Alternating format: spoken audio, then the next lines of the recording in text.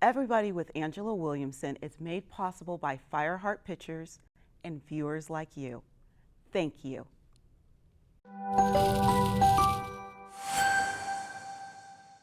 Arabella Bell Babb Mansfield became America's first woman lawyer when she was admitted to the Iowa bar in 1869. Although she passed the bar exam with honors, she would never practice law. She spent her professional life teaching, becoming one of the first female college professors and administrators in the United States. Bell was active in women's suffrage, working with Susan B. Anthony. Tonight, we talk to a modern-day Bell, former president of one of the largest bar associations in the country, top-ranked mediator, and fighter for equality for all. I'm so happy you're joining us. From Los Angeles, this is KLCS PBS. Welcome to Everybody with Angela Williamson, an innovation, arts, education, and public affairs program. Everybody with Angela Williamson is made possible by viewers like you. Thank you. And now your host, Dr. Angela Williamson. I am so honored. We have Michelle as our guest tonight. Michelle, thank you so much for being here. Oh, thank you, Angela. It's such an honor to be here. Thank you. I did a little bit of a teaser to talk about your career and comparing you to a modern day Bell, but I want to bring our audience back before we talk about why you're here today. We'll talk about your books in the second segment, but I want to ask you a question. How does Michelle decide to go into law and then you choose an amazing specialty? So tell me a little bit about that. Well, the funny part about that is I didn't choose it, at least not initially. It came to me. Actually, it's through a jealous former fiance. I was a student at UCI and I was a math major. I actually had planned to become a teacher. My grandfather was a professor and I was going to follow in his footsteps. They announced in orientation that there were no teaching jobs. So those of you who want to go into teaching, this is a while ago, I'm not going to say the year, but so I was like, whoa, what do I do? I'm a math major, I'm registered as a math major. So I went and I actually did all my required math courses in 2.5 years. So I was doing electives. And I also had this fiance who, this was the first time we were separated. He was at a different school and he was, I don't know, I'll just say rather on the jealous side. So his solution was when he went from a junior college to a state college and he said, okay, what I want to do is you and I are going to take night classes. And so I don't get credit for them because we were doing them at his school. So the first one was, well, it was accounting, I think it was, which when you're a math major, I was like kind of, oh, this is not resonating for me. The next one was economics. Now, while I can say now I'm more mature that I wish I appreciated economics more, it was also not one that resonated for me. But the third semester that we did this was business law. And so I was fascinated by widgets and contracts and things like that. So I still wasn't planning on it, and then another fellow student talked me into, you should look into law school. So that's how that happened. And so I ended up going through that process, and there I am. Okay, I just want to talk about this. You're a math major. Yes. Then following what the fiance wants to do, you take night classes, and at some point you transition into business law, then you decide to go to law school. But your specialty is so unique because that's how people know who you are. So how did you choose your specialty? Now that was a choice. So as I did everything. I did criminal law, I did civil law, I did all sorts of different things. And I finally, after about 10 years, decided employment law with people was just something that really resonated truly to my heart. It's about real situations with real people, and I felt like I could make a difference in people's lives. And it was the kind of thing that it's like playing out your own daily scenarios, and being able to help people one at a time. So I actually chose to specialize just in employment law at that point. So I had done business law, I had done criminal law, I had done all sorts of different areas, including mortuary law. I won't even go into that one, but we had some, and I actually represented bikers in biker bars. Wow. We had all sorts of different things. So like I said, I decided to finally just focus on that one area, and that's what I did, and that's what I'm most known for, besides all the other things. And that's the part where we're dealing with people's civil rights, workplace scenarios, the things that happen in the workplace that should never happen in the workplace. And that's what was my specialty. And to this day, I'm now transitioned into being a mediator, and I'm mediating. The majority of the cases are employment as well, so it's the workforce. Well, and when a person goes into employment law, there's a passion there, right? So how did you use Michelle's passion to choose?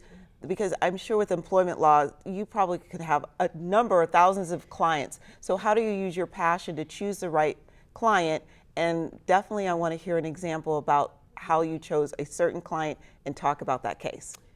I will say my passion was representing particularly the women and empowering those women, because so many of them were being sexually harassed. I'll just say somewhere back in the beginning of my career that year, it was rampant. In fact, I worked in banking going through college and law school. And so I always worked since I was like 13 years old. So I've always had a job, and did so through college and did so through law school. Excuse me. So I was well, first of all, working in banking, was a very male-dominated industry, and in fact, I remember the first time we got a female who is a consumer loan officer. It was a big deal that we got this female. So, and then we got a second one, and I was started as a teller, and there was so much sex harassment that was just going on. I will say nobody actually forced sex on me in that case. It was more of the talking about your body and your body parts on a regular basis, trying to look down your blouse in the uniform that we had to wear in the first place, those kind of things.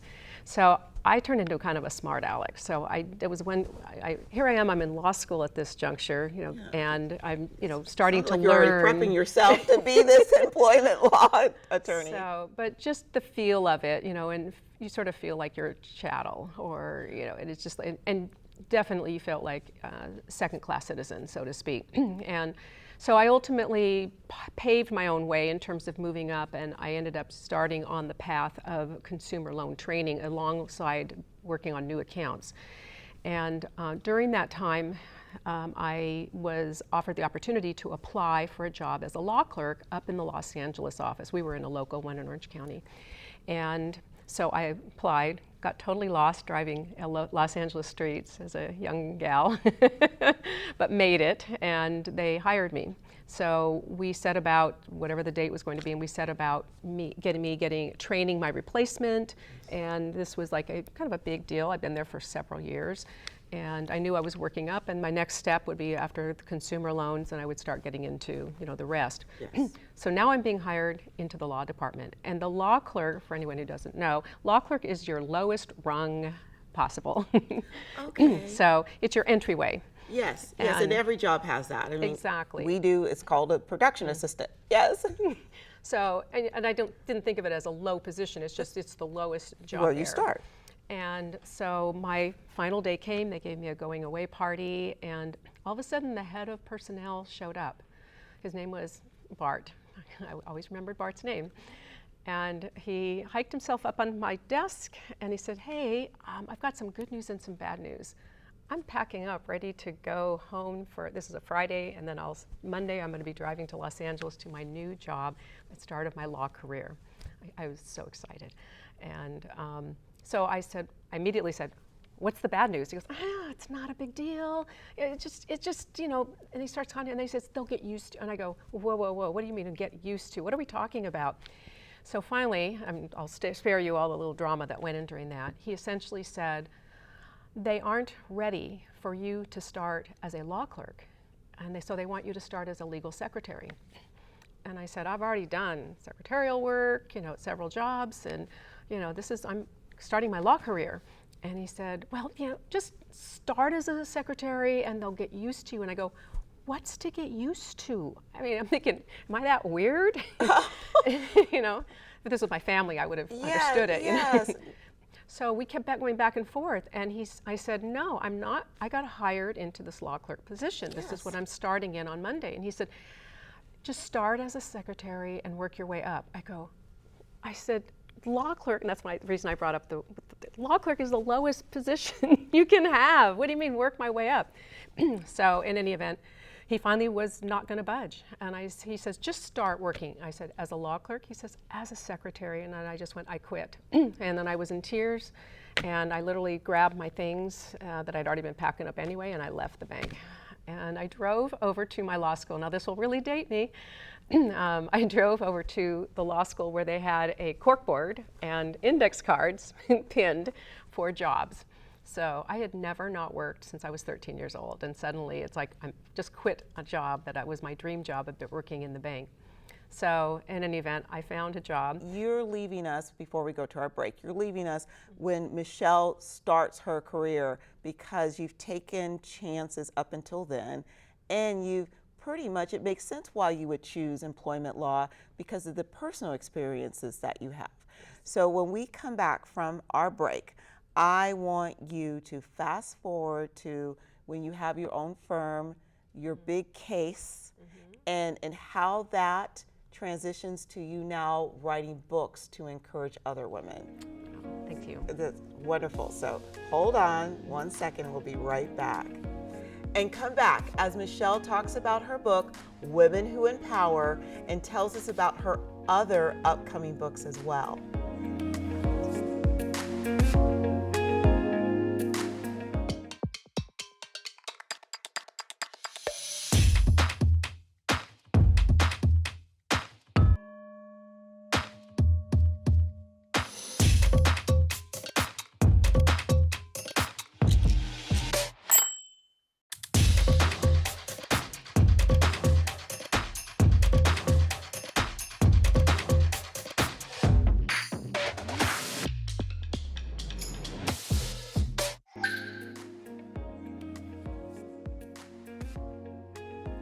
Welcome back. When we left before the break, we were talking a little bit about how Michelle worked her way through law school. And now we are going to pick that up and also talk about her book, Women Who Empower, and some other upcoming books.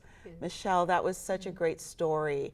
So when we left off, you graduated early. But when you graduated, you already had the professional skills because of where you were working. Right. So that was a big bonus that this is kind of just a segue for just a second. Yes. We get these obstacles that happen in our lives. We get these things that we think are negative. All these different things that happen. I didn't get my job there. And then when you look back at it, you start going, whoa, look what I did get. So I feel like I lived my life like that. So when I say I didn't choose this or something, it's more of I didn't choose it, but I'm really blessed and lucky that I did. So that's kind of that path. So speaking of, I'll segue from there. Yes. We had the fortune of, we weren't in the same book group, but the fortune to do Women Who Empower, part of Kate Butler's books. I've always wanted to write. In fact, as a kid, I even wrote. I think I sent something to Teen Magazine and it never went anywhere, but. Oh my goodness, I remember Teen Magazine. And 17 yes. and all those. So in any event, I had been working on my own book on balance, which is kind of ties into what happened with my legal career a little bit, but I'll come back to that. But while I'm writing this book on balance, I was in a Jack Canfield program, and I met a number of people, including Denise McCormick. And so I found out Denise McCormick was already a #1 international best-selling author. And I'm thinking, wow, this is really cool. So I wanted to meet her and find out how she did it. And she introduced me to Kate Butler. And so I didn't even know what the book was going to be about. I just finally said yes. And in fact, I started just saying, you know, I need to say yes a lot more as these opportunities come up. But when I found out what the title was, I think I probably broke down in tears, because it was Women Who Empower. Now, in my legal career, when I started, there were not many women, you know, lawyers. And so we grew. But like when we would start trials, they put everybody in what's called Department 1. So all the trial lawyers are there, and there were, I think, a total of 3 or 4 of us that were women. So we got to know each other pretty well, and so we sort of banded together.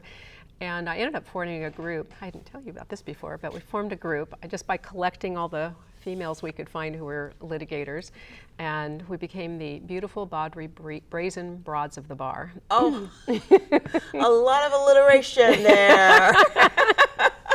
So, but we started off just supporting one another, you know, and so one of the things that we dealt with was we sort of felt like we were unheard, and like we would be in a meeting, or we'd be in a, you know, whatever it is we're doing, and people would be talking over us, and you'd start voicing something, and even if somebody like was silent enough to hear it, nobody responded, and then somebody else would repeat the same thing that you said, and then they'd all go, oh, wow, that's a great idea.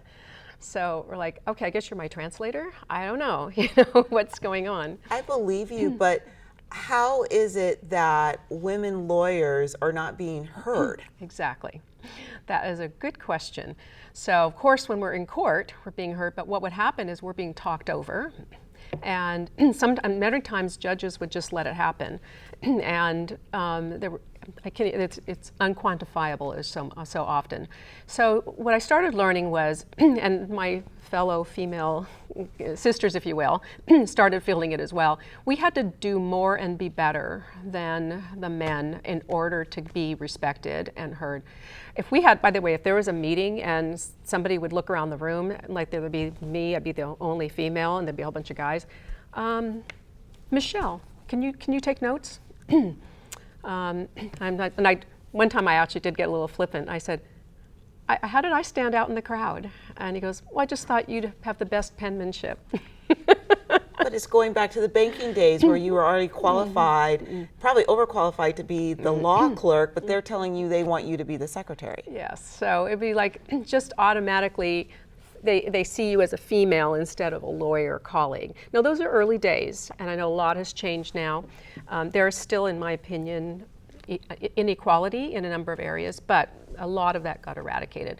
So ultimately, I became the second female to be a bar president, and that was in 1993. All right, I'm going to go ahead and date myself there.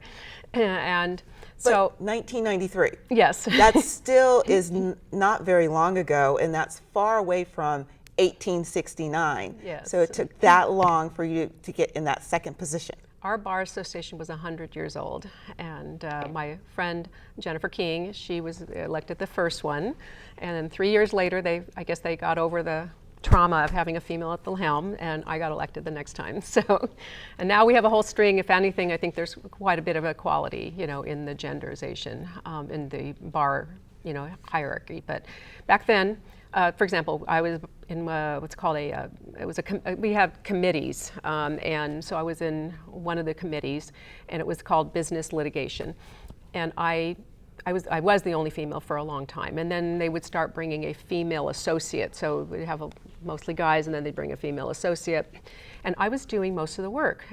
So I was helping with the meetings, and then I was pretty much putting together the meetings and whatever. I ran for just a chairperson of a committee. I ran for that 9 years.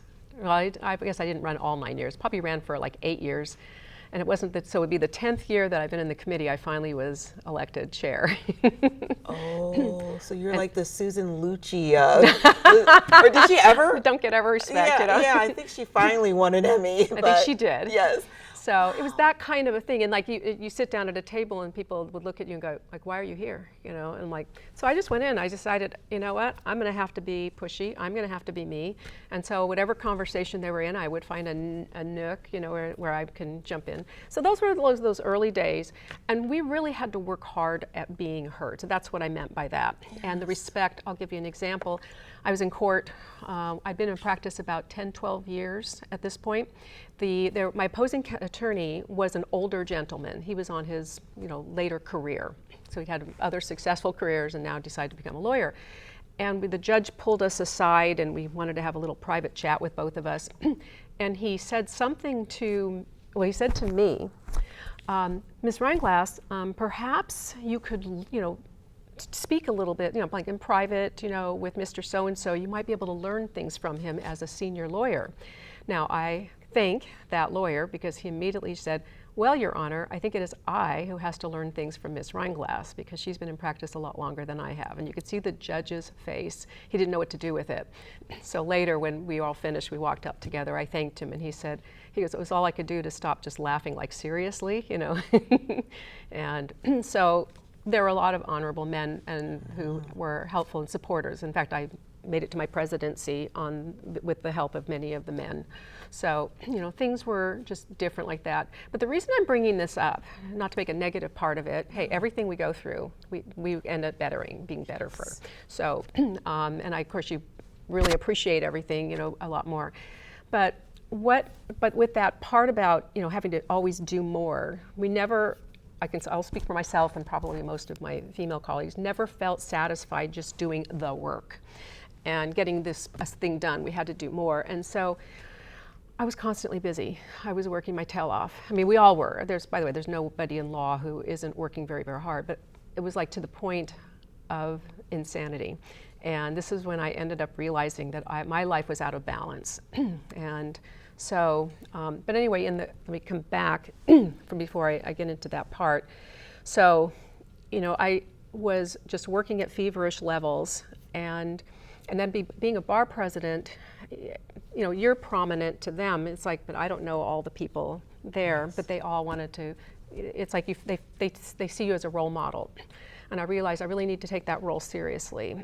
And so I formed a gender equity committee. That was part of my dream for as soon as I was sworn into office. In fact, I started before I was even sworn in. I started getting my ducks lined up and got my chair and I got my co-chair and stuff.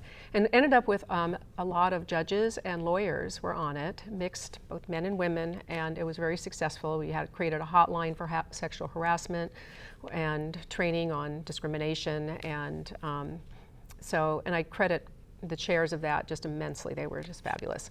But anyway, so because of all of that, there were just a lot of women who were seeking my help or seeking, like, can we go to lunch together? And of course, I could only split myself.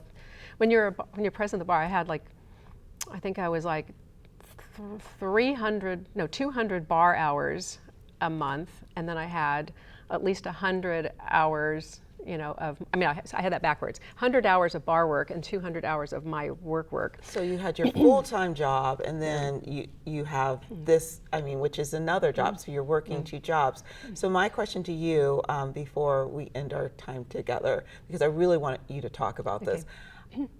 At what point in Michelle's life where you realized you have to find balance, and how did you seek that out to come to this point where you're now writing these books to help encourage other women to seek the same balance?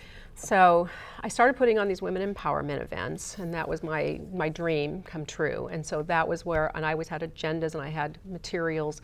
So, and I was pick a topic, and by the way, they always took off with their questions. So we never stayed on track very long. And that was the beauty of it, because they shared what their problems were. And we were able, as the more senior lawyers, to be able to give our experiences and help. So I started doing those, started running out of time after a few years to do them. But that was just my huge passion. Oh, I just loved our time today, but before we end our time, Michelle, can you just give us one advice that you learned for balance that we can just take into our lives today?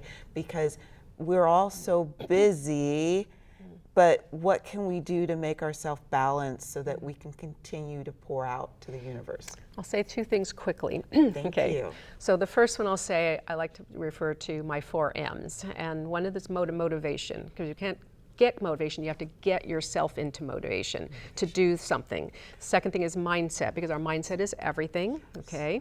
The third is meditation, and I really strongly recommend it, even for all the naysayers who think they have monkey mind. Yeah, everybody's got a monkey mind. So it's okay, still meditate. Yes.